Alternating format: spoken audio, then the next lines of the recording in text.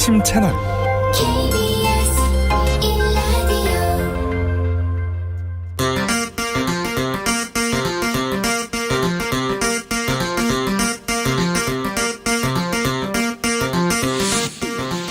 주진우 라이브.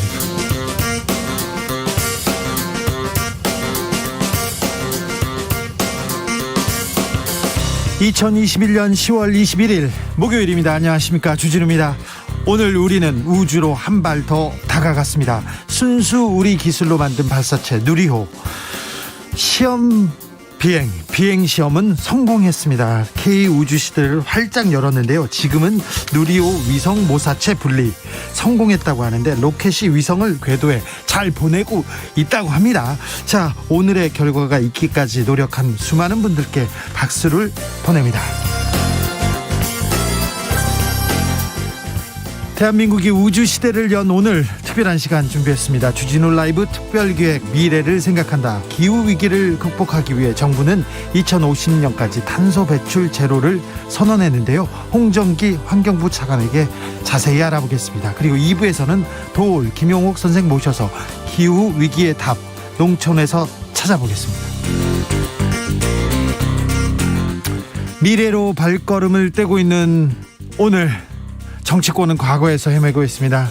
윤석열 후보는 전두환 씨 반언에 대해서 뒤늦게 유감을 표명했는데요. 보수의 텃밭 대구에서 열린 국민의힘 대선 토론회에서도 전두환 망언 공방 뜨거웠습니다. 정비록에서 분위기 들여다보겠습니다. 나비처럼 날아 벌처럼 쏜다. 여기는 주진우 라이브입니다.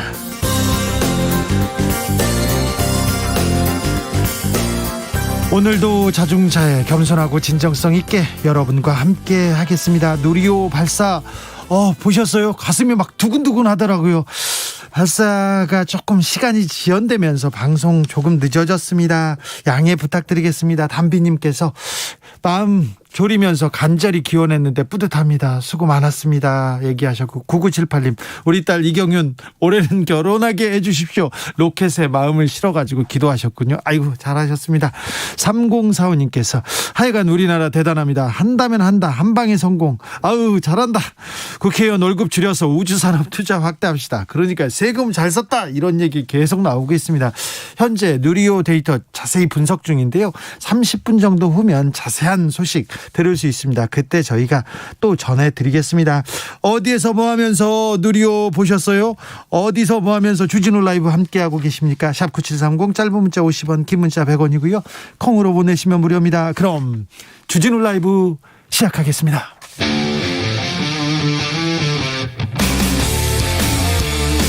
탐사보도 외길 인생 20년. 주 기자가 제일 싫어하는 것은?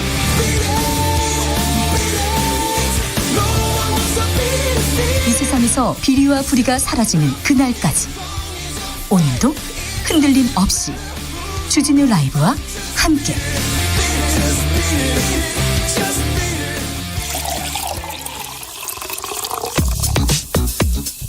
진짜 중요한 뉴스만 쭉 뽑아냈습니다. 주 라이브가 뽑은 오늘의 뉴스 주스.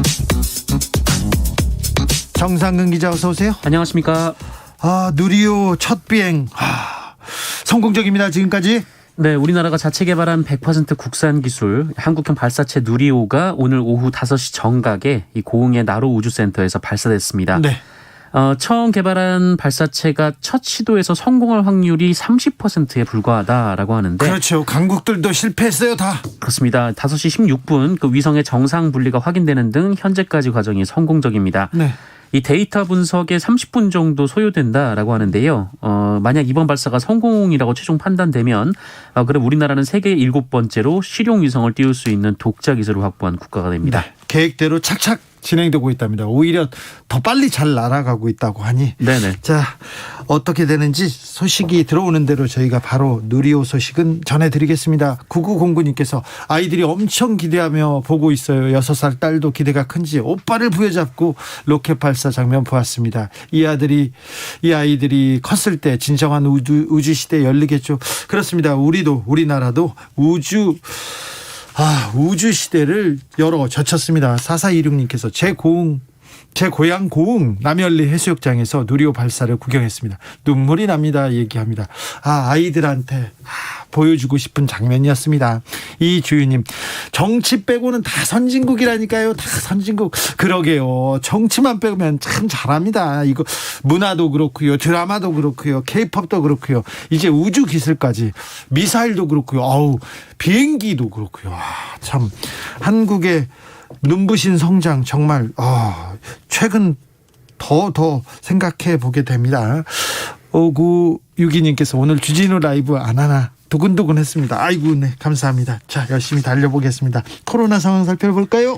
네, 오늘 코로나19 신규 확진자 수 1,441명이 나왔습니다. 네. 어제보다 130여 명 정도 줄었고요. 그래도 많이 안 주네요. 네, 그래도 지난주 목요일 발표된 확진자 수와 비교하면 500여 명 정도가 줄었습니다. 네. 목요일 발표되는 확진자 수 기준으로 보면 14주 만에 가장 낮은 수치이기도 합니다. 안정세는 확실합니다.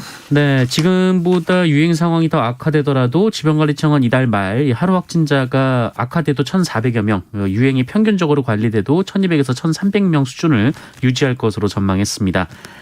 단계적 일상 회복에 돌입한 11월 말에 만약에 유행 상황이 나빠지더라도 1,600명 안팎을 오르내릴 것으로 전망했습니다. 다만 이 돌파 감염 추정 사례 비중이 이달 들어서 27.6%까지 올라갔다라면서 이달 말에 특히 헬로윈 데이가 있는데 네. 젊은 층과 외국인들을 중심으로 코로나19가 확산될 수 있는 만큼 방역 수칙을 지켜달라고 당부했습니다. 우리는 4차 유행을 지금 잘 막고 건너가는 과정인 것 같습니다. 근데 영국은 지금 하루 확진자가 4만 명에서 5만 명대입니다. 그래서 10만 명까지, 연말에는 10만 명까지 나올 수 있다고 하고요. 싱가포르도 3천 명, 4천 명대입니다. 백신 선진국이라는데 왜 그럴까요? 러시아 백신을 최초로 개발한 나라인데 확진자가 하루에 3만 명을 돌파했고, 결국은 9일간 직장을 폐쇄하는 그런 그 강경 조치를 이렇게 취했다고 합니다. 코로나 아직도 무섭게 주변에서 지금 도사리고 있으니까 식당, 카페 조심하셔야 되고요. 교회 특별히 좀 더 조심해야 됩니다. 긴장을 늦추면 안 됩니다. 전두환 씨가 정치는 잘했다 이렇게 얘기하시다가 그러다가 내가 무슨 말을 잘못했냐 이렇게 얘기했는데 윤석열 후보 결국 유감을 표했습니다. 네, 윤석열 후보 오늘 오전에 이 설명과 비유가 부적절했다는 많은 분들의 지적과 비판을 겸허히 수용한다며 유감을 표한다라고 밝혔고요. 유감을 표한다 이렇게 얘기했습니까? 네, 오늘 오후에는 페이스북을 통해 네. 소중한 비판을 겸허하게 인정한다라면서 발언의 진위는 전두환 찬양이나 옹호가 아니다라고 말했습니다. 그리고 또한 본인이 대학 시절에 전두환에게 무기징역을 선고한 바 있다라면서 독재를 찬양할 리 없다라고 주장했고요.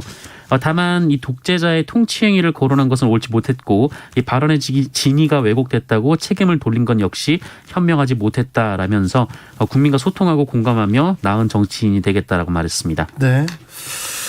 상처를 주는 말을 하고는 광주에 가서 이 위로를 하겠다 이렇게 얘기했는데 잘못했으면 반성하고 사과하는 거 그 모습을 보여줘야 된다고 봅니다. 왜곡된 역사관 철학 그보다도 나만 옳다, 나는 틀리지 않았다는 이런 고집을 계속 보여주는 것은 정치인으로서 굉장히 조금 위험한 신호 아닌가 이렇게 걱정하게 됩니다.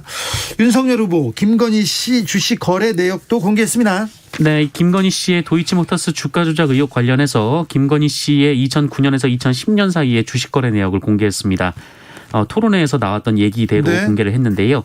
윤석열 후보 측은 이 도이치모터스 관련 의혹은 2013년 이 국정원 댓글 사건 수사에 대한 탄압으로 본인이 조사를 받았지만 사실 무근으로 밝혀졌다라고 얘기를 했고요. 현재 진행 중인 수사도 여권에서 만든 거짓 의혹에 권력이 장악된 검찰이 억지로 이어가고 있다라고 주장했습니다. 홍준표 의원 측에서는 아니다 다른 달도 더 내놔라 이렇게 얘기하고 있습니다. 어떻게 되는지도 좀 지켜보겠습니다.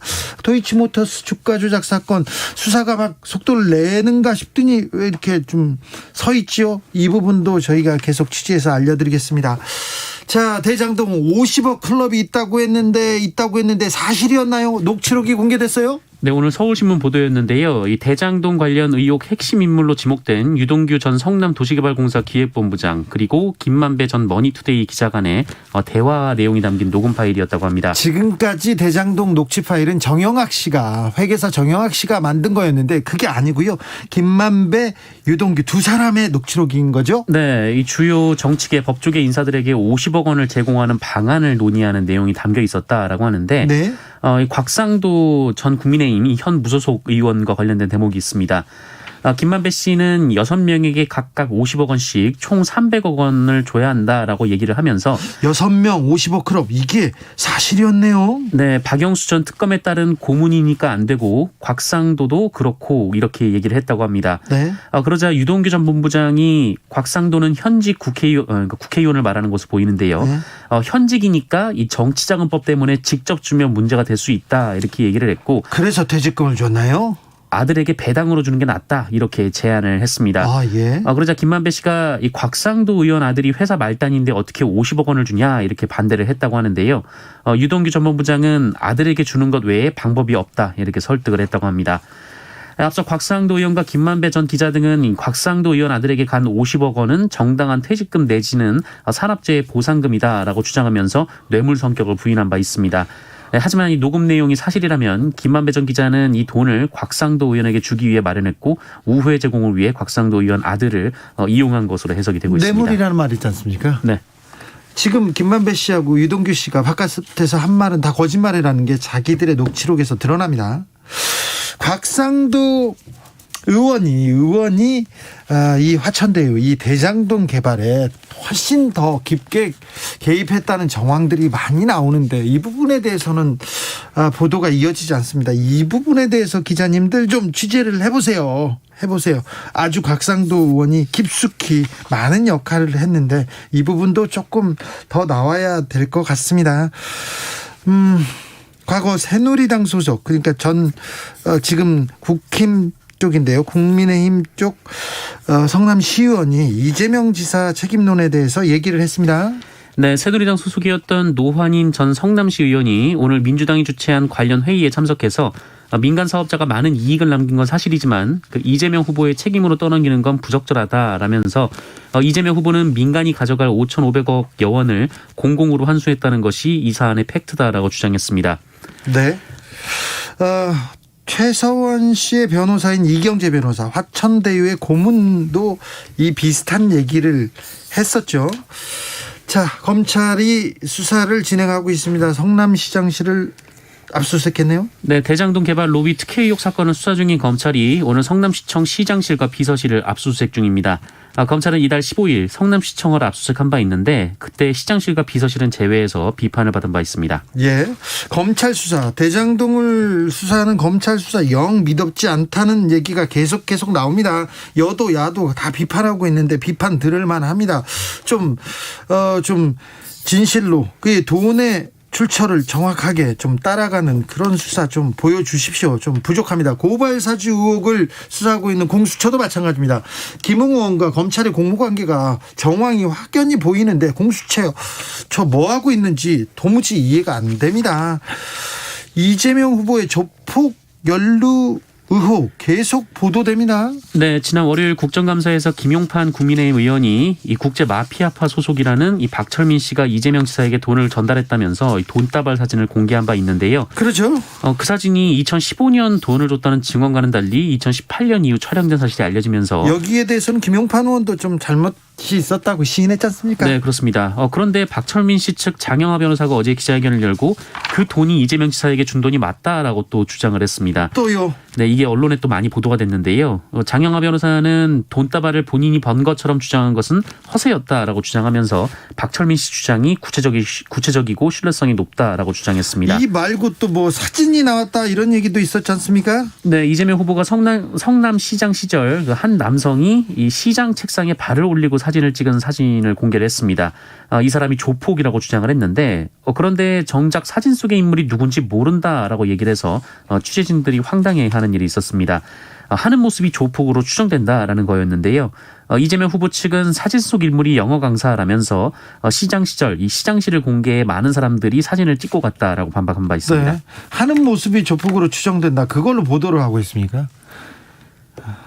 하는 모습이 생긴 게 조폭이다 이렇게 또 보도를 하고 있습니까? 네. 진실을 위해서 좀 취재하는 모습을 좀 보여줬으면 합니다. 6279님께서 발사체 엔진을 만든 회사에서 27년간 근무한 직원입니다. 근무하면서 이렇게 감격스러운 적 처음이었습니다. 고생하셨습니다. 우리 6279님 같은 분의 노력이 우리를 우주시대로, 대한민국을 우주시대에도 뒤떨어지지 않는 나라로 만들어 주셨습니다. 감사하게 생각합니다. 감사합니다. 힘내십시오. 클라라 강님께서 정상근 기자님은 아주 차분하세요. 발사 장면 보시고도 저리 차분하신가요? 그러면 저는 차분하지 않고 저는 맨날 발사 장면을 보고 온 사람처럼 네, 그런 네. 얘기로 들리네요. 저는 사실 굉장히 흥분한 상황입니다. 아, 그렇습니까? 알았어요. 저한테 한 방 더 이렇게 던지는 것 같습니다. 그런 건 아닙니다. 네, 주스 정상근 기자 함께했습니다. 감사합니다. 고맙습니다. 교통정보센터 다녀오겠습니다. 이승미 씨. 네, 이 시각 교통 상황입니다. 중부 내륙고속도로 창원 방향으로 오늘 오후 2시 40분경 고령분기점에서 화물차 관련 사고가 발생했는데요. 사고 영향으로 통행할 수 없었던 차량은 조금 전 모두 빠져나간 상태고요. 지금은 남성준 아들목에서 고령분기점까지 전면 통제하고 남성준 아들목에서 국도를 우회를 시키고 있습니다. 수도권 구간은 교통량이 많이 늘었습니다. 영동고속도로 인천 방향으로 양지 부근과 신갈에서는 짧은 구간 정차인데요. 이후 동수원부터는 동군포까지 13km 구간 막힙니다. 또 둔대분기점에서 반월터널까지나 군자분기점에서 서창까지도 속도가 떨어지고 있고요. 서울시내 강변북로 일산 쪽으로 동호대교 지나 3차로에서 화물차끼리 부딪힌 사고가 났는데요. 정체 구간에 난 사고입니다. 여기 사고 여파까지 겹쳐서 영동대교에서 양화대교까지 40분 넘게 걸립니다. 내부순환도로 성수 방향으로는 홍지문 터널 안 3차로에 고장난 차가 있어서 성산램프에서 홍지문 터널까지 밀립니다. KBS 교통정보센터였습니다.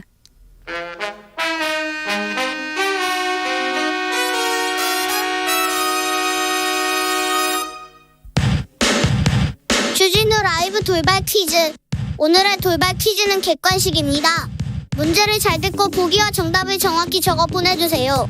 최초의 한국형 발사체 누리호의 발사 순간을 직접 지켜보기 위해 나로우주센터가 있는 전라남도 이곳에 많은 사람들이 몰렸습니다. 2009년 이곳에 나로우주센터가 준공되면서 우리나라는 세계 13번째 우주센터 보유국이 됐는데요. 오늘의 문제, 한국 최초의 우주발사장이 있는 이곳은 어디일까요? 어려우시죠? 보기 드릴게요. 1번 고흥, 2번 어흥. 다시 한번 들려드릴게요. 1번 고흥, 2번 어흥. 샵9730 짧은 문자 50원, 긴 문자는 100원입니다. 지금부터 정답 보내주시는 분들 중 추첨을 통해 햄버거 쿠폰 드리겠습니다. 주진우 라이브 돌발 퀴즈 내일 또 만나요.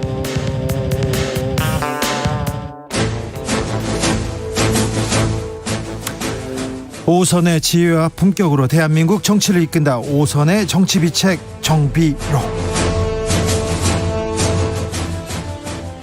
대한민국 정치를 이끄는 오선의 품격, 수도권 내리오선 안민석 더불어민주당 의원 어서 오세요. 네, 안민석 의원입니다. 영남권 내리오선 조경태 국민의힘 의원 어서 오십시오. 네, 안녕하세요. 조경태입니다. 네, 아이고 누리호 발사 장면 보셨습니까, 조경태 의원님? 네네네. 어떠셨어요?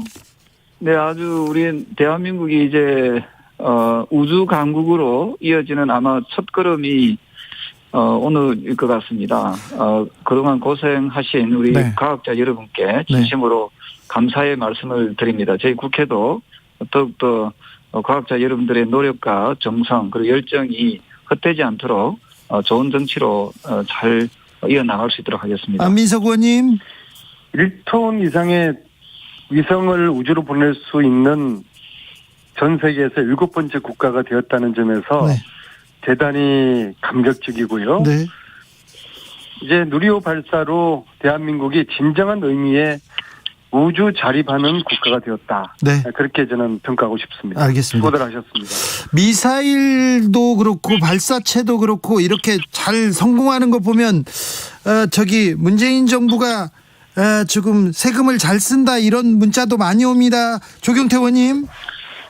네, 저는 그 정부가 비록 야당이지만 뭐 잘못한 건 잘못했다고 하지만 또 잘한 건 잘했다 해야 되지 않겠습니까? 아, 예.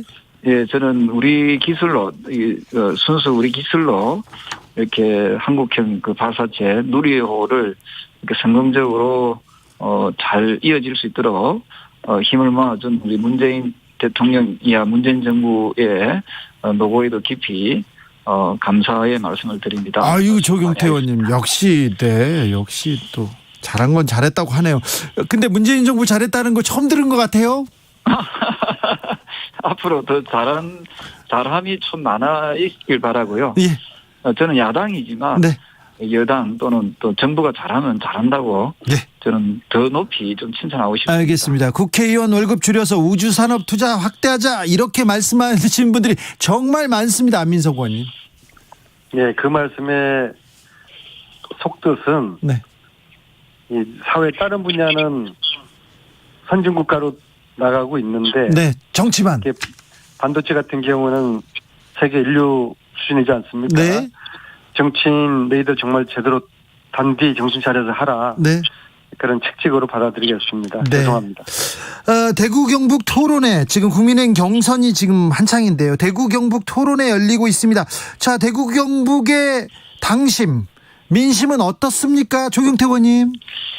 네, 솔직하게 말씀드리면 타 지역에 비해서 대구 경북의 당심과 민심은 윤석열 후보 쪽이 조금 강한 걸로 나타나고 있습니다만은. 네, 그래요. 홍준표 후보가 계속해서 지지세를 넓혀 나가고 있기 때문에 저는 이 기세대로라고 하면은 우리 홍 후보에 대한 지지세가 아마 좀 상당하게 좀 높아지지 않겠나, 저는 그렇게 조심스럽게 전망하고 있습니다. 전두환 옹호 발언에다가 거기에다가 최재형 전 감사원장이 합류하면서 홍준표 후보의 기세가 만만치 않아 보이는데요.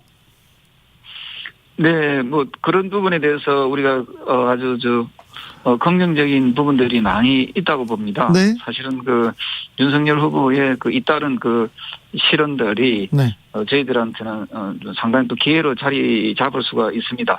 하지만 이런 부분들을 우리는 좀 더 겸허한 자세로 그동안에 해왔던 대로 초심 잃지 않고 또박또박 오로지 당원들과 국민들만 바라보고 그렇게 앞으로 나아가도록 하겠습니다. 토론회에서도 전두환 발언이 계속 지금 논란이 됐는데 그 토론회 발언 잠시 듣고 오겠습니다. 어공시대에 정치가 있었습니까? 독재만 있었죠. 저는 어공 시절에 검사 있으면서 전두환 대통령 형도 잡아 넣었던 사람입니다. 부동산과 조국 문제 빼면 문재인 정권 잘했다. 친일파들한테 일본한테 나라 팔아넘기지 않았으면 그러면 잘했다.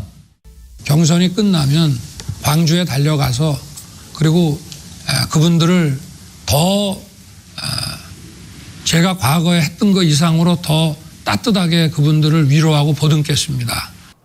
위로하고 보듬겠다. 조경태 의원님. 네네. 이 발언과 이 논란에 대해서 어떻게 보셨어요? 저는 윤석열 후보께서 정치에 입문한 지 얼마 좀 되지 않지 않습니까? 한 5달 정도 된 것 같습니다. 네, 그러다 보니까 조금 여러 가지 부분에서 좀 부족한 부분이 여기저기서 나타나고 있습니다만은 어쨌든 오늘 어제 발언에 대해서 좀 유감을 또 표했더라고요. 네. 예, 그런 부분에 대해서 일단 그나마 저는 다행스럽다 이렇게 보고 있고요. 네. 어쨌든 우리 당의 이미지가 크게 훼손되지 않도록 우리 대선 후보자들께서는 좀 더 말씀하실 때 네. 신중을 기했으면 좋겠다 이런 말씀드리겠습니다. 크게 훼손되는 것 같은데요, 지금 이미. 네. 제가 상대 후보에 대해서 항상 너무 또 우리가 야박하게 할 수는 없는 거 아니겠습니까? 알겠습니다. 품격을 네. 지키는 조경태 의원입니다. 안민석 의원님. 저는 조경태 의원님 말씀을 들으면서 네. 이제 내공이 꽉 찼었구나. 고수가 다 되셨구나. 그런 이제 생각을 하는데요. 조경태 의원님이 이제 20대 후반부터 이제 출마를 했고 떨어지는 것도 많이 떨어지고 또 당도 바꾸시고 그러면서 숱한 정치적인 역경을 헤쳐오면서 정치 내공이 굉장히 축제된 것 같습니다. 왜냐하면은 아마 웬만한 선대위원장 같았으면은 네. 적장이 상대가 저렇게 헛발질을 하고 특히 전두환을 찬양하는 발언은 우리 국민들 특히 호남인들의 영린을 건드린 거거든요. 네. 그 영린을 건드린 윤석열 후보에 대해서 홍준표 후보의 선대위원장인 조경태 의원이 저렇게 관대할 수가 있을까? 정말 두 가지 놀라요. 첫째는 윤석열 후보의 그 망언에 대해서 놀랐고, 두 번째는 그 망언을 대하는 아주 차분한, 그리고 오히려 적장을 껴안는 그런 모습의 님의 발언에 대해서도 제가 아주 놀랐는데요. 어쨌거나 전두환 찬양하는 윤석열 후보의 발언, 제 귀를 의심을 했고요. 위기 모면을 위한 사과지 않기를 바라는데, 진정으로 사과할 마음이 있다고 그러면 당장의 광주 망월동 내역을 찾아서 5월 영령전 앞에서 무릎 꿇고 눈물 흘리는 석고대죄를 해야 할 거라고 보고요. 3349님께서 네, 위로하고 보듬는 것이 진정성이 있으려면 경선 끝나고가 아니라 당장 달려가서 무릎 꿇어야죠. 저는 대구 시민입니다. 이렇게 안민석 의원님과 똑같은 얘기를 대구 시민께서 해주셨습니다. 재난 속보 알려드리겠습니다. 10월 21일 오후 5시 41분 남태평양 피지 수바 남쪽 799km 해역에서 규모 6.0 지진이 발생했습니다. 국내 영향은 없다고 합니다. 누리호에도 영향이 없어야 될 텐데 누리호 발사 성공 여부는 잠시 후에 저희가 확인해서 알려드리겠습니다. 대장동 국감, 거의 이번 국감은 대장동 국감이었습니다. 안민석 의원님. 네.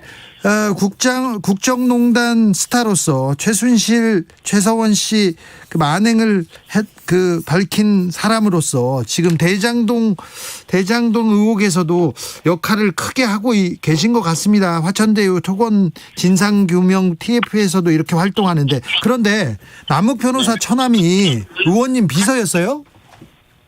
지금도 비서인데요. 네. 이거 도깨비 장난인 것 같아요. 도깨비 장난. 참, 또 어째 이런 일이 있을 수 있을까. 근데 제가 말이에요.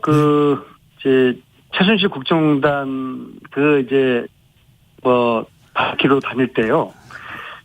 최순실 씨의 딸 정유라 남자친구 첫 번째 남편이죠. 신아무개 씨. 네. 신아무개가 만나려고 온갖 네트워크를 다 동원했는데, 네. 신아무개 씨가 네. 오산에 제 아파트 단지에 살고 있더라고요. 그랬어요? 그랬습니다. 그런데 이번에도 네. 이게 무슨 도깨비 장난인지 모르겠는데. 근데 신아무개 씨는 을왕리에서 제가 만났거든요. 인천 을왕리에서. 근데 사는 곳은 제가 사는 아파트 단지였고. 근데 그랬어요. 근데 이게 남욱 변호사의 처남이라는 걸로 제가 되는 건 아니지 않겠습니까? 네. 그래서 저와 관련돼 가지고 그럴듯한 소설을 써가지고 엮으려고 하는 시도도 있는 것 같은데요. 저는 이 판도라 상자를 열기 위해서 좀 열과성을 다할 수밖에 없다. 한치의 의심이라도 벗어나기 위해서. 네. 단지 남욱 변호사의 처남이라는 이유로 제가 그 비서에게 불이익을 주거나 네. 책임을 묻는다면은 네. 온당치 못한 것으로 생각되고요. 그 비서는 오산 출신이에요. 예. 그렇기 때문에 오산에 쭉 살고 있었고, 18년도쯤에 주위의 추천으로 통해서 제가 비서로 채용을 하게 된 거죠. 네, 그러면요. 지금 그러면 분명히 의원님 성향상 지금 남욱 변호사의 처남한테 지금 물어봤을 거 아니에요. 이 사건에 대해서. 제가 이제 요 일전에 네. 이미 지역에서 그런 소문이 저희 의원실의 모 비서가 남욱 변호사의 처남이라는 그런 소문을 제가 듣고서 네. 제가 이제 물어봤어요. 네네. 자네 매형 이름이 뭐냐? 네. 그랬더니 남욱 변호사입니다. 저희 식구들도 추석 때쯤에 이걸 알게 되었습니다. 그래서 의원님께는 미처 말씀 못 드렸습니다. 이제 그렇게 제가 이야기를 들었는데요. 네. 그리고 제가 누누이 물었습니다. 정말 너는 관련이 없는 거냐? 자네는 관련이 없는 거냐? 누누이 물었는데 본인은 전혀 관련이 없다고 저에게 이렇게 이야기를 하고 있습니다. 네. 정보를 많이 이제 또 거기서 또 처남을 통해서 비서를 통해서 또 모아오시겠죠. 대한민국 김내라님, 안민석 의원님 몸통입니까? 50억 클럽에는 없던데요. 이렇게 좀 궁금해하는 사람. 자, 조경태 의원님. 네네. 조경태 의원님, 저 대장동 국감은 거의 대장동으로 덮였는데 어떻게 보셨어요? 저는 그 대장동 문제에 보면은 뭐 지금 여러 가지 그 논란들이 있습니다만은 어쨌든 국민들에게 큰 아픔과 상실감을 줬다는 게 가장 큰 문제이고요. 네, 아까 그렇죠. 말씀하신 남욱 변호사가 그 8천만 원을 정도를 투자를 해가지고 1,007억을 가져갔거든요. 그러니까 1,000배 이상의 수익을 남긴 거 아닙니까? 네. 그리고 800만 원대를 투자했던 분들이 100억 이상을 또 가져갔거든요. 김만배 씨 부인과 김만배 씨 누나가 아마 그렇게 배당을 가져간 걸로 이렇게 나옵니다만은. 네. 어쨌든 우리 서민들은 정말 하루하루 코로나로 인해서 경제적인 어려움을 겪고 있고 또 1,000만 원 벌기도 얼마나 힘듭니까? 예전에. 네. 근데 이분들은 한 방에 그냥 100억, 500억, 50억, 1,000억. 그러니까 이런 부분에 대해서 정말 우리 그 당시에 대장동을 설계했다는 그분께서 좀 국민들께 나오는 모습, 국감장에 나오는 모습이 좀 더 진지하고 좀 더 반성하고 또 본인의 또 특권이 또 수사 중에 있고 또 구속돼 있지 않습니까? 네. 본인이 임명했던 성남개발공사 기획본부장이자 경기관광공사인 차관급입니다. 사장을 역임했던 유동주 씨가 구속이 됐거든요. 그러면 거기에 대해서 본인이 국민 여러분 정말 죄송합니다. 그런 식으로 조금 더 진지하게 나왔었으면 하는 아쉬움이 있고요. 근데 그 국감장에 나와서 그 야당 의원들의 질의에 대해서 비웃고 또 조서를 보내고 이런 모습들이 상당히 우리 시청자분들 특히 국민들께서는 상당히 좀 상실감을 가지지 않았나 해보고 있습니다. 안민석 의원님. 이 판도라의 진실을 어느 누구도 단언할 수가 없습니다. 지금 조경태 의원님처럼 특정 방향으로 보고 싶어하는 그것은 진실의 왜곡을 가져올 수도 있고요. 단지 최근에 저에게 이제 제보 하나가 왔는데요. 이경재 변호사란 분 있지 않습니까? 네, 최성원 씨의 변호사. 네, 최순실 씨의 변호사. 네. 이분은 실질적으로 그 정윤회 씨의 정윤회 씨의 집사로 알려져 있는데요. 네. 제보가 왔는데 이분이 화천대유 거의 초창기 고문이다. 네. 그 시점을 정확하게 적시를 했어요. 15년 9월이다. 네. 자, 그러면 당시에는 15년 9월이면 국정농단이 한참일 때예요. 그렇죠. 그러한 국정농단 핵심 최순실 정윤회의 그 집사 역할을 했던 변호사가 화천대유 고문으로 들어갔다고 하면은 이게 굉장히 이상한 거죠. 과연 누가 추천을 했을까? 그리고 이 사람의 역할은 무엇일까? 왜 들어갔을까? 그 부분을 밝히면은 이 대장동 게이트 진실의 문을 여는 첫 번째 문이 되지 않을까? 저는 그런 생각을 하고 있습니다. 2015년 9월에 이경재 변호사가 화천대유에 고문이 됐습니까? 예, 이거는 팩트입니다. 2015년 8월에 8.15 특사가 있었는데 광복절 특사가 있었는데 그때 경제인으로서는 최태원 SK 회장이 유일하게 특별 사면을 받거든요. 그때 최서원 씨가 관여했다는 증거가 나왔었는데 2015년이라 8월 9월 무슨 내용이 있었는지. 6월에 그 SK 측의 돈이 대장동으로 들어가지 않습니까? 네. 6월에 SK의 돈이 대장동으로 갔고요. 네, 하고 8월에 최태원 회장의 사면, 9월에 이경재 변호사의 화천 고문 으로 들어가는 이게 과연 우연의 일치라고 보기에는 네. 당시의 국정농단 상황에 비춰보면은 알겠습니다. 여러 가지로 의심스러운 대목이 알겠습니다. 정비록, 안민석, 조경태 의원 두 분 감사합니다. 네, 고맙습니다. 네, 수고하십시오. 감사합니다. 누리호 발사 성공 여부 아직 분석 중입니다. 비행은 완료했고요. 발사 성공 여부는 잠시 후에 정확히 알려드리겠습니다.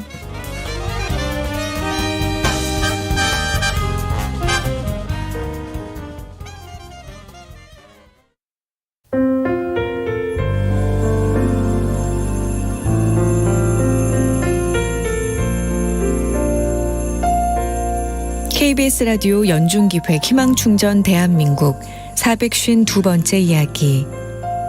안녕하세요. 아나운서 이현주입니다. 중학교 2학년인 미래와 4살 터울의 여동생은 오롯이 자신의 방을 가져보는 게 소원입니다. 치매 판정을 받은 90살의 할머니와 오래전에 이혼한 아버지, 그리고 두 자매는 노후된 건물의 작은 방 한 칸에서 함께 생활하고 있습니다.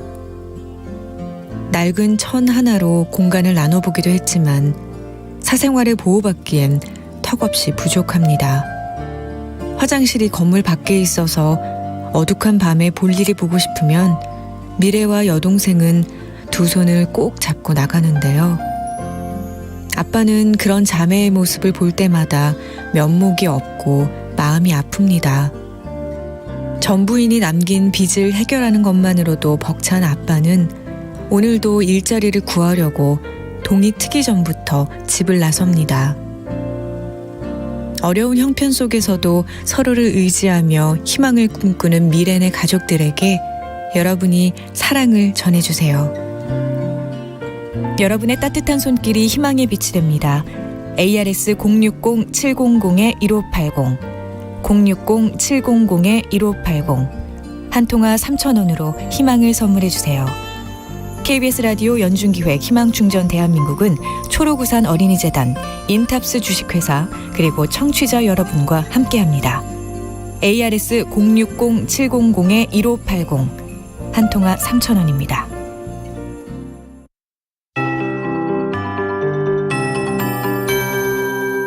KBS 58분 날씨.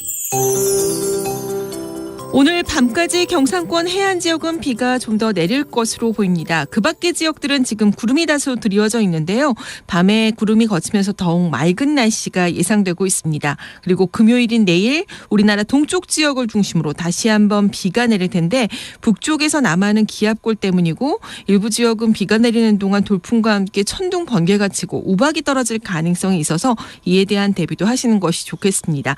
내일 같은 경우 서쪽 지역은 중국 북부 쪽에서 확장하는 고기압의 영향권, 동쪽 지역은 앞서 전해드렸듯이 기압골의 영향을 받겠습니다. 대부분 지역 맑은 가운데 강원도, 경북권, 경남권 동해안과 제주도 지방 구름량이 많겠고요. 강원 영동 지방의 경우 아침부터 비가 시작되고 경상권 해안 지역도 차츰 비가 내리기 시작하겠습니다. 강원 영동권은 내일 저녁까지, 경상권 해안 지역은 모레 새벽까지 비가 이어질 것으로 예상됩니다. 이 밖에 내일 오후에 강원 영서 지역이나 경상북도 북부 내륙에서도 일부 지역 비가 조금 내리겠습니다. 내일 기온은 오늘과 비슷하겠습니다. 아침 최저 기온은 서울, 광주 6도, 부산 10도 등 전국은 1도에서 11도 사이가 되겠고 낮에 기온이 오르게 되면 서울과 대전, 광주 17도, 부산, 제주 19도, 토요일부터는 평년 기온을 되찾겠습니다. 지금 서울 기온은 12.4도입니다. 윤지수입니다.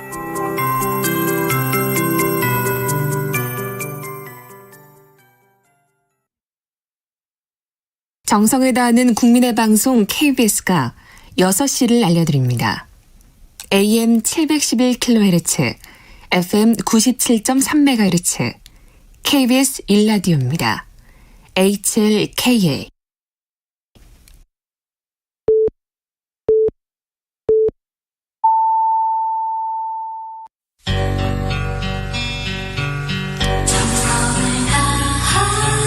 정성을 다하는 국민의 방송 KBS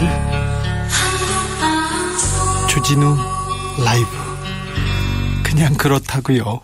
주진우 라이브 2부 시작했습니다. 라디오 정보센터 다녀오겠습니다. 정한나 씨. 한국형 발사체 누리호가 성공적으로 발사됐다는 소식을 외신도 긴급 타전했습니다. AFP와 교도통신은 누리호가 발사돼 한국이 위성 발사 능력을 갖춘 소수 국가 중 하나가 되는 길로 접어들었다고 전했습니다. 오후 5시 현재 독도 북동쪽 먼바다에서 전복된 우리 어선에 대한 수색 작업을 통해 선원 3명이 구조됐습니다. 구조된 선원들은 큰 파도가 어선 전복의 원인이라고 밝혔습니다. 민주당 고발사주 국기문란 진상규명 TF 소속 의원들은 오늘 오후 국회 의안과를 찾아 국민의힘 김웅, 정점식 두 의원에 대한 징계 요구안을 윤리위에 제출했습니다. 유튜브 채널과 언론 인터뷰에서 한동훈 검사장의 명예를 훼손한 혐의로 기소된 유시민 전 노무현 재단 이사장이 첫 정식 재판에서 혐의를 부인했습니다. 유 전 이사장은 사실로 믿을 만한 이유가 있었고 개인 비방의 목적이 없었다며 무죄를 호소했습니다. 지금까지 정보센터 뉴스였습니다.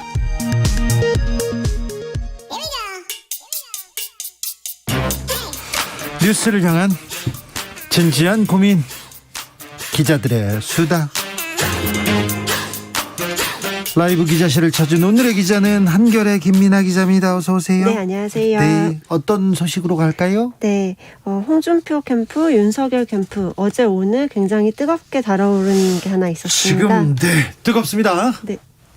네, 도이치모터스 주가 조작 의혹을 받고 있는 윤 전 총장의 배우자 김건희 씨 관련 의혹인데요. 그렇죠. 뭐 계좌를 증권 계좌 공개하라 계속 얘기했잖아요. 맞습니다. 오늘 홍준표 캠프에서는 어제 윤 전 총장 쪽에서 공개한 거래 내역이 오히려 임의로 삭제하고 수정한 것이라면서 국민적 의혹을 더욱 증폭시킬 뿐이라고 공세를 폈습니다. 아, 그래요? 수정 삭제했다. 그러면 지금 조작해서 공개했다는 건가요? 약간 편집을 했다는 건데요. 네. 윤석열 캠프가 어제 먼저 계좌를 공개를 했습니다. 네. A4 용지 23장 분량으로 꽤 많은 분량이었고 네. 김건희 씨가 도이치모터스 주식을 언제 거래했는지 신한금융투자 계좌를 이렇게 캡처를 해서 기자들한테 공개를 했습니다. 거래 내역 기간을 2009년 1월부터 2010년 12월 31일 이렇게까지만 딱 특정을 해서 공개했는데 거기에 이제 무관한 개인 금융 정보는 다 삭제한다면서 일부 부분만 공개를 해서 오히려 논란을 잠재우지를 못했다 이런 평가를 받고 있는 거죠. 이 자금 출처에 대해서도 이 돈 어디서 났나 의문 제기하고 나섰습니다. 맞습니다. 사실 김건희 씨가 마땅한 직업이나 소득이 없던 시기였다고 합니다. 근데 이때 그 서초동에 있는 아파트, 50평짜리 아파트를 사고 또 24억 원이 넘게 주식을 매수할 수 있을 만큼 현금이 있었느냐, 이 부분을 홍준표 캠프에서는 파고들고 있는데요. 주식을 24억 원어치나 샀어요? 네네, 맞습니다. 지금 도이치모터스 주식을 두 차례에 걸쳐서 24억 원어치를 샀었거든요. 네. 근데 오히려 윤 전 총장 쪽에서는 맡겼던 분이 투자를 잘못해서 오히려 4천만 원의 평가 손실이 났다 이렇게 주장하고 있는 겁니다. 네. 앞으로도 이 도이치모터스 사건은 계속 조금 공방이 오갈 것 같은데. 도이치모터스 주가 조작의 주범이 구속됐거든요. 맞습니다. 근데 이제 본인은 관계가 없다라고 선을 긋고 있는 상황이고 토론회에서도 계속 이 문제가 불거질 것으로 예상이 됩니다. 네.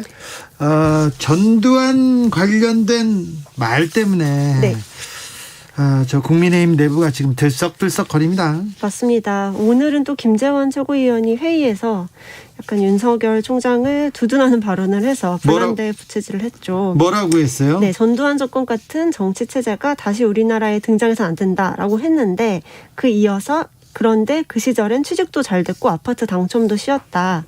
적어도 먹고 사는 문제에선 희망이 좌절된 시대는 아니었다. 그러니까 먹고 사는 문제에서는 괜찮았다라는 취지로 발언을 한 겁니다. 지금 또 경제는 전두환이 잘했다 이런 얘기를 한 건데. 맞습니다. 그때 어떤 일이 있었냐면은 안기부와 그러니까 지금 국정원입니다. 국정원과 국세청을 동원해가지고 기업체에다 돈을 이렇게 얼마씩 내놓으라고 뺏었지 않습니까? 맞습니다. 전두환 씨한테 뇌물의 추징금 액수가 2,200억이었어요. 맞습니다. 80년대. 네네. 80년대, 90년대 2,200억. 밝혀진 것만 그만큼이었어요. 맞습니다. 근데 그 사람들한테, 재벌한테는 수백억을 받고 또 특혜를 주고 그 재벌들이 경제하기는 좋았죠. 네, 그렇죠. 네, 사실 이게 지지층을 겨냥한 발언인 게 이어서 부동산 원전 정책 두 가지는 문재인 대통령이 적어도 전두환 전 대통령에게 배웠으면 좋겠다. 이렇게 말을 했거든요. 근데 이 전두환 발언에 대해서는 전두환 씨 발언에 대해서는 국민의힘 내부에서도 동의하지 않는 사람들이 많고 이거 맞습니다. 괜히 표 떨어진다. 이거 걱정하는 사람들 많습니다. 네, 맞습니다. 특히 수도권 이런 쪽에서는 뜨악하는 발언이다. 않을까 이렇게 좀 위기감이 많이 나오고 있고 네. 그래서 오늘 뭐 이준석 대표도 호남 쪽에 내려가서 네.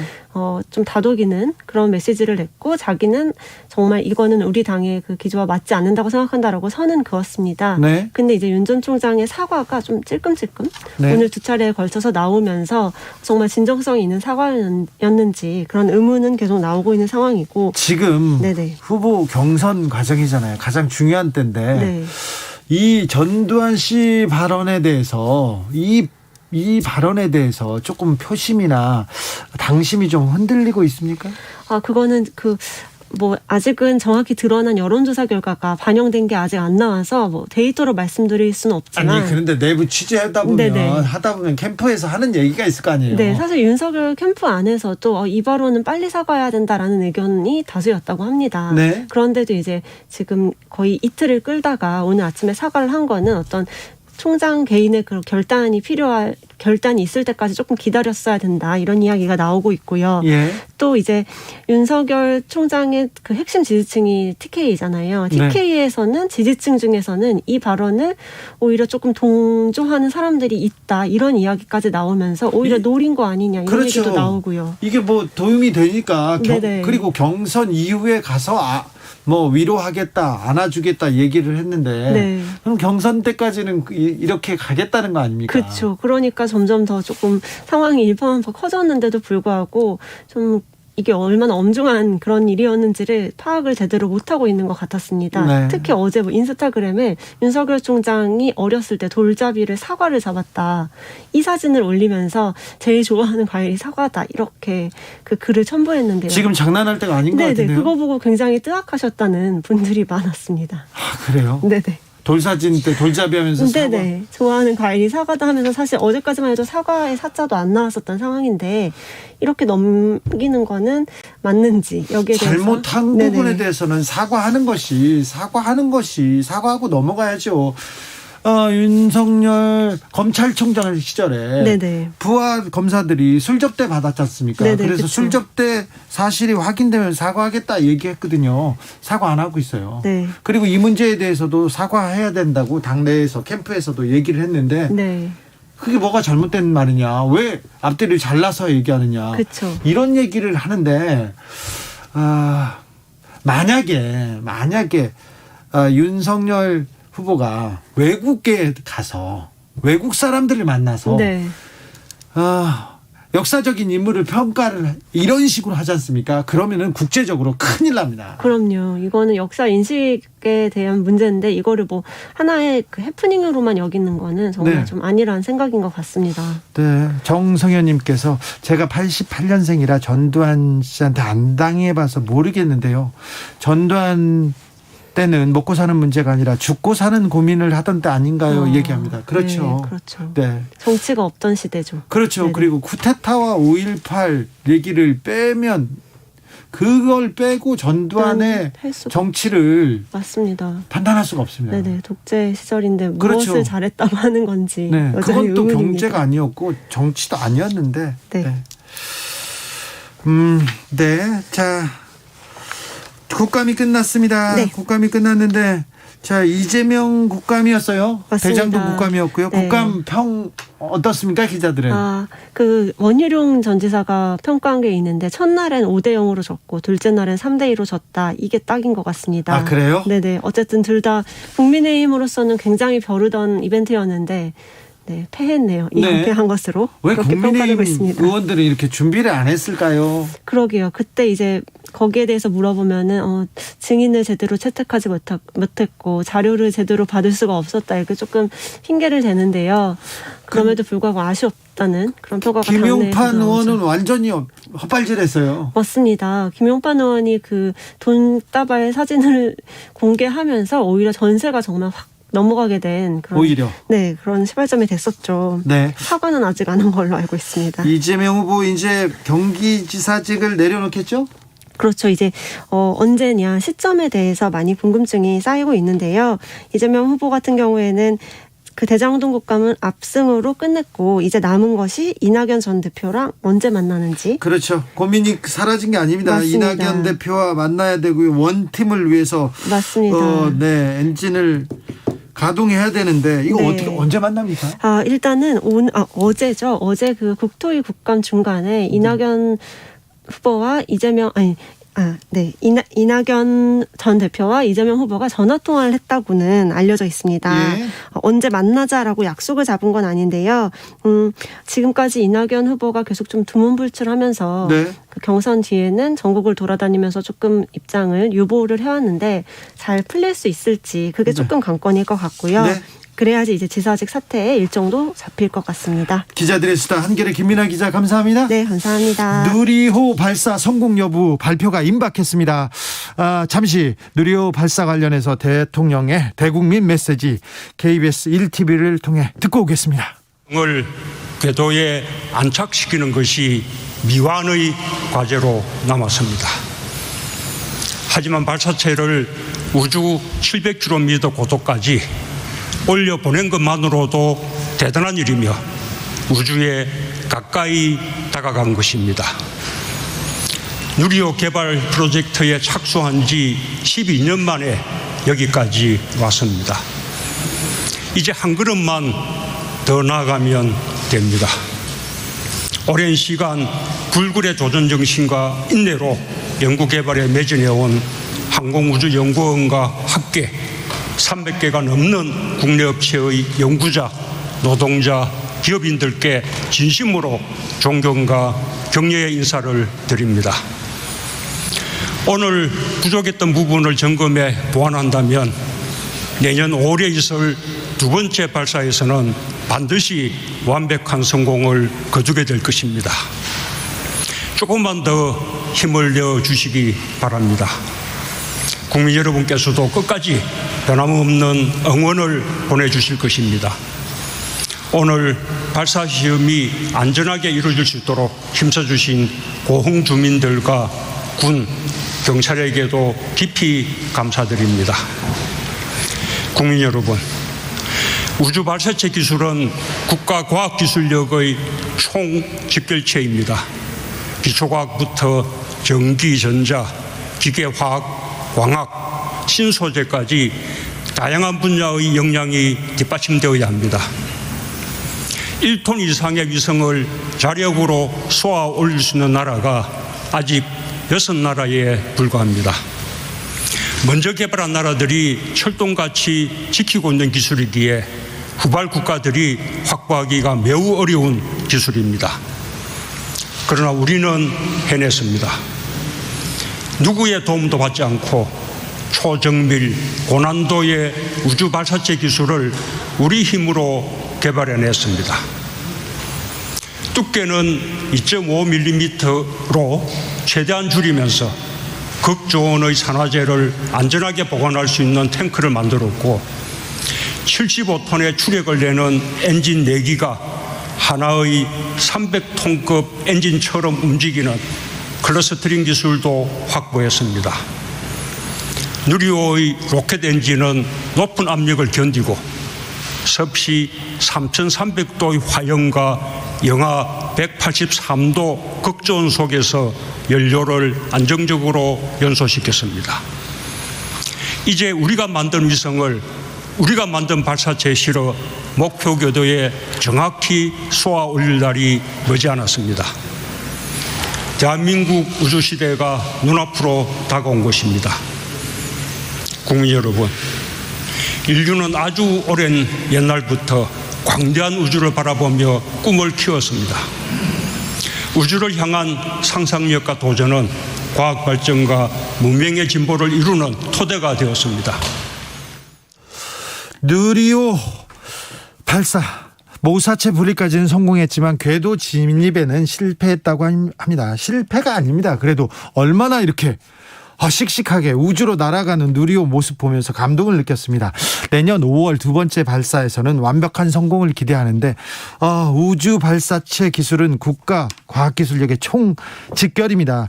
오랜 시간 불굴의 도전 정신 보여주시고 그리고 지금까지 애써주신 연구자 관련 업체 종사자한테 격려의 박수를 보냅니다. 자랑스럽습니다.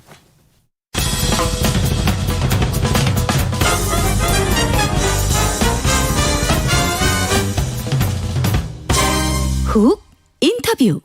모두를 위한, 모두를 향한, 모두의 궁금증 훅 인터뷰. 유례 없는 코로나 시대, 당혹스러운 기후위기, 파국을 막기 위해서 전 세계 지금 나섰습니다. 탄소 제로로 가는 길 시작했습니다. 우리 정부도 2050년까지 탄소 순 배출량 제로를 달성하겠다고 목표를 내세웠습니다. 온실가스 감축, 탄소 중립 실현, 국가의 명운이 걸린 일이라고 문재인 대통령 강조했는데 어떤 내용인지 홍정기 환경부 차관 모셔서 이야기 들어보겠습니다. 안녕하십니까? 예, 안녕하세요. 반갑습니다. 네, 온실가스 줄여야 된다, 탄소 줄여야 된다, 이런 얘기는 많이 나와요. 그런데 줄여야 되는 이유, 탄소 중립해야 되는 이유가 뭡니까, 차관님? 예, 뭐 기후위기가 심각해지고 있다는 얘기들은 많이 듣지 않습니까? 느끼고 있습니다. 예, 저희도 직접 작년에 뭐 54일 장기간의 장마가 있어서 상당한 수해 피해도 있었고요. 네. 또 지구촌을 보면 뭐 미국에서 이 역대급 한파도 오고 이후 유럽에서도 대규모 홍수 사태가 발생하고 건조해서 산불도 계속 나고요. 예, 이런 여러 가지 기후위기가 일어나고 있는데 유엔에 한 3천여 명의 과학자들이 모여서 연구를 하고 있는데 네. 그 산업화 이후에 지구 온도가 1도 이상 올라 있습니다. 그런데 네. 이거를 2050년까지 1.5도 수준으로 막지 않으면 우리가 그 감당할 수 없는 이제 기후위기가 올 거다. 네. 그래서 이 지속 가능한 어떤 이 발전이나 인류 생존도 그 위협을 받겠다는 그런 것들이 국제사회의 공통된 인식입니다. 그런 네. 차원에서 2050년까지 탄소를 획기적으로 줄여서 탄소 중립, 그 배출하고 이 흡수하는 것을 순배출을 제로로 만들지 않으면 네. 우리가 앞으로 인류 생존이 어렵다. 이런 차원에서 이런 위기의식을 가지고 탄소 중립, 온실가스 감축을 국제사회가 같이 그 추진을 하고 있습니다. 네. 온실가스 줄이고 탄소 중립 좋아. 다 좋은데 먹고 살기도 힘든데 이거 경제는 좀 악영향 아니냐. 그렇게 걱정하는 그런 시선도 있습니다. 이게 환경 문제를 규제로만 보는 시선도 굉장히 좀 넘어야 될 장벽입니다.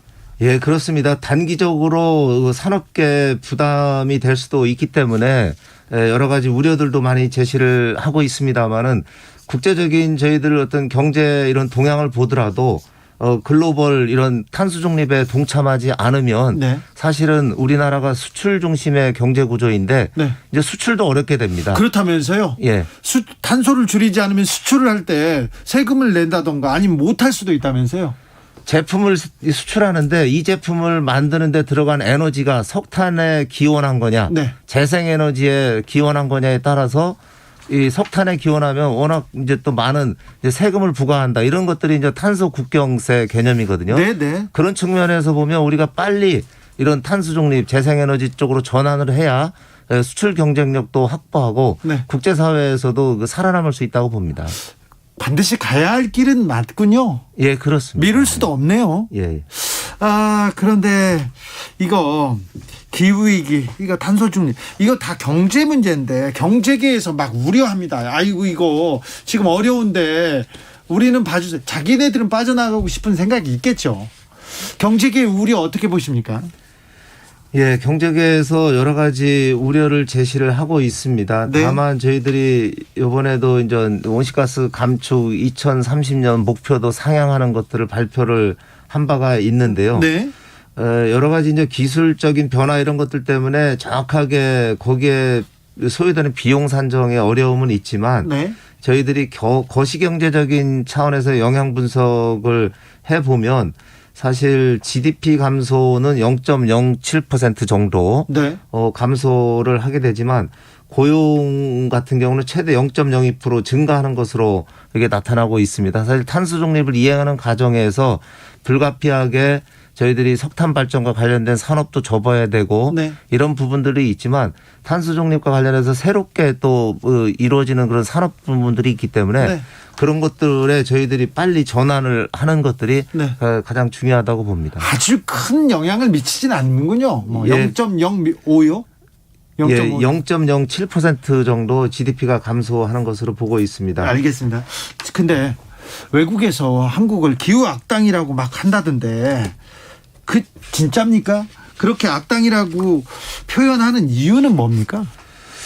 예, 저희들이 그동안 온실가스 배출량이 계속 증가해 온 나라입니다. 저희는 또 석유화학이라든지 중화학공업 위주의 산업 구조를 가지고 있고 온실가스가 다배출 구조의 산업 구조입니다. 네. 그래서 유럽 같은 경우에는 1990년대에 이미 이제 온실가스가 최고점에 이르렀다가 이제 감소하는 추세에 있는데 네. 저희 나라 같은 경우에는 최근에 2018년에야 온실가스 배출이 최고점 연간 배출량이 7억 2,760만 톤에 이르렀다가 이제 19년도부터 이제 줄어들고 있는 추세입니다. 아, 그래요? 그러다 보니까 최근까지도 계속 온실가스가 증가하고 있는 상황에 대해서 해외에서 이제 기후학당 국가라는 이런 뭐 평가들이 있었습니다. 그런데 이제 지금은 줄고 있습니까, 확실히? 예, 그렇습니다. 아시는 것처럼 이제 저희들이 석탄 발전도 많이 이제 폐지를 해나가고 있고 네. 또 작년에 국회에서도 이런 기후위기에 심각성을 인식을 해서 기후위기 대응에 관련되는 결의문을 국회 차원에서도 채택을 한 바가 있고요. 네. 작년 10월에 그래서 대한민국 정부에서도 2050년 탄소 중립을 선언을 했고 네. 또 이 탄소 중립과 관련돼서 앞으로 국제적인 어떤 투자에 있어서 새로운 어떤 석탄 발전에 대한 투자를 하지 않겠다. 이런 선언도 금년 5월에 한 바가 있고 요번에 인전 탄소 중립 시나리오에서는 2050년까지는 우리는 석탄 발전은 아예 하지 않겠다. 중단하겠다. 이런 것들을 선언하고 자동차 관련해서도 현재는 인전 경유차라든가 휘발유차 이런 그 내연기관 중심의 이제 차인데요. 이것들을 2050년까지는 그 80% 90%까지 이제 무궁화차로 전기차 수소차로 전환하는 내용들을 담고 있습니다. 그래서 우리나라 여러 가지 경제 구조의 어려움 그런 거에도 불구하고 저희들이 획기적인 온실가스 감축 방안들을 제시를 하고 있기 때문에 아마 이 국제사회에서도 그런 부분들은 좀 평가를 할 거라고 기대를 하고 있습니다. 알겠습니다. 차관님도 혹시 환경을 위해서 전기차나 수소차 타십니까? 예, 저는 여기 이제 서울에서 있을 때는 관용차는 지금 수소차를 쓰고 있고요. 세종에서는 이제 전기차를 쓰고 있습니다.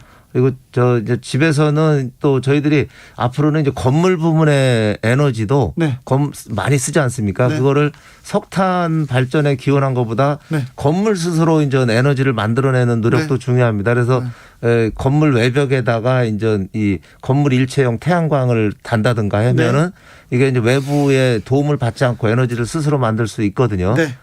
저 같은 경우도 그 아파트에 살고 있습니다만은 집에다가 소형 이제 이 태양광 발전을 해서 조금이나마 이제 그런 노력들을 해나가고 있습니다. 우리나라가 지금 이 탄소 배출 온실가스에 대해서 조금 늦게 대응한 게 맞아요. 그런데 좀 서둘러 가야 될 것 같습니다.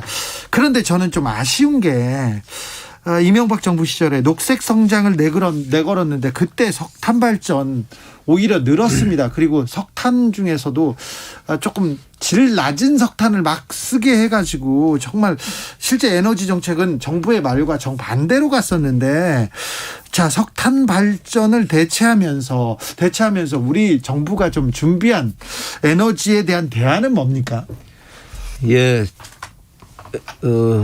지난 정부에서 저희들이 이제 저탄소 녹색성장 기본법을 만들고 그거에 따라서 저탄소 정책을 추진했습니다만은 실제 이제 온실가스 배출량이 지속적으로 이제 증가해 왔던 그런 문제가 있었고요.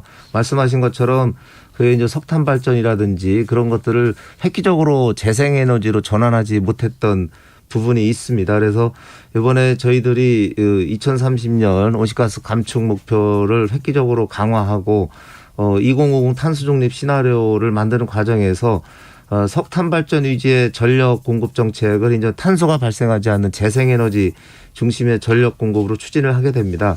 그래서 중간 목표인 2030년에 현재 한 6.2% 정도밖에 재생에너지가 안 되거든요.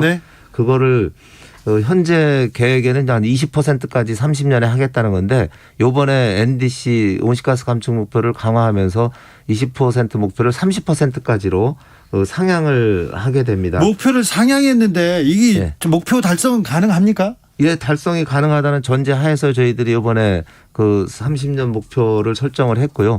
이거는 저희들이 그냥 국내적으로만 하는 것이 아니라 요번에 이제 그 기후변화 당사국 총회 26차 총회가 영국에서 개최가 되는데 네. 거기에서 우리나라의 이런 NDC 상황 목표들도 국제사회에도 발표할 계획을 갖고 있습니다. 차관님, 환경에너지, 대체에너지는 비싸다, 효율 떨어진다 이런 지적 계속 되는데 맞습니까 이 말이? 그동안 여러 가지 뭐 인전 석탄이 이 가격이 더 쌌고요. 네. 그거는 맞는데 네. 그러면은 그게 제대로 우리가 환경 비용들이 거기에 반영이 됐느냐. 네. 그런 측면에서 보면 반영이 안 돼 왔던 측면의 어떤 가격 문제가 있다고 보고요. 예. 또 재생에너지 자체도 가격이라든지 또 그 효율성, 에너지 효율성이 상당히 개선이 되고 있고 또 기술 발전이 이루어지고 있기 때문에 네. 이 부분은 충분히 저희들이 재생에너지로 전환하더라도 기술적으로나 경제적으로 앞으로 이런 부분들은 충분히 극복이 가능하다고 봅니다. 기후위기 이렇게 심각한데 탄소 중립 필요성 아는데 국민들이 심각하게 받아들이지는 않는 분위기가 있습니다. 국민들에게 당부하고 싶은 말씀이 있으면 부탁드리겠습니다. 예, 저희 정부에서도 좀 적극적으로 홍보를 못한 부분이 있는 것 같습니다. 최근 국정감사에서도 국민들의 탄소 중립에 대한 인식이 상당히 아직 낮은 수준이라는 설문조사를 가지고 질책을 받은 바가 있는데요. 네. 1차적으로 그래 저희들이 가정에서 학교에서 또 직장에서 할 수 있는 탄소 중립과 관련된 구체적인 생활 실천 프로그램들을 만들어서 지금 제시를 해드리고 있고요. 또 하다못해 저희들이 일회용품을 이제 줄이려는 노력을 많이 하지 않습니까? 네. 그것이 그냥 폐기물을 발생을 줄이는 것뿐만이 아니라 네. 그거 자체가 이 석탄에서 기원한 이 플라스틱 생산이기 때문에 그런 일회용품 사용 줄이는 것 자체가 탄소 중립으로 가는 온실가스를 줄이는 노력입니다. 그리고 저희들이 전기차나 수소차 또 대중교통 이용하고 이런 그 생활 습관을 하나하나 바꾸는 것들이 온실가스를 줄이는 거기 때문에 이런 부분들에 대해서 국민들께서 동참을 해 주시면 또 큰 틀에서 저희들이 재생에너지로 전환하고 산업계에서 또 이 기술 발전을 통해서 탄소를 줄일 수 있는 그런 저탄소 산업으로 전환하고 거기에 대해서 정부에서 지원을 또 적극적으로 하는 그래서 내년에도 기후대응기금에 한 그 2조 5천억 포함해서 탄소 중립과 관련돼서 한 12조 원을 지원 예산을 지금 마련을 해놓고 있습니다. 알겠습니다. 저부터 아무튼 친환경 그리고 쓰레기 줄이는데 앞장서겠습니다. 정부의 탄소 중립 목표가 공허한 구호로 끝나지 않도록 많이 애써주십시오. 응원하겠습니다. 예, 저희들도 열심히 하겠습니다. 국민들께서 같이 동참해 주시면 감사하겠습니다. 감사합니다. 환경부 홍정기 차관이었습니다. 돌발 퀴즈의 정답은 오늘 어흥 아니고 고흥이었습니다. 자, 교통정보센터 다녀오겠습니다. 이승미 씨. 네, 이 시각 교통 상황입니다. 중부 내륙고속도로 창원 방향으로 남성주 나들목에서 고령 분기점까지 전면 통제되고 있습니다. 고령 분기점에서 화물차가 옆으로 넘어진 사고가 있었기 때문인데요. 4시간째 처리 작업이 진행되고 있습니다. 남성주 나들목에서 국도로 우회하셔야겠습니다. 중앙고속도로 부산 방향으로 칠곡 부근 갓길에서도 사고 나서 부근 밀립니다.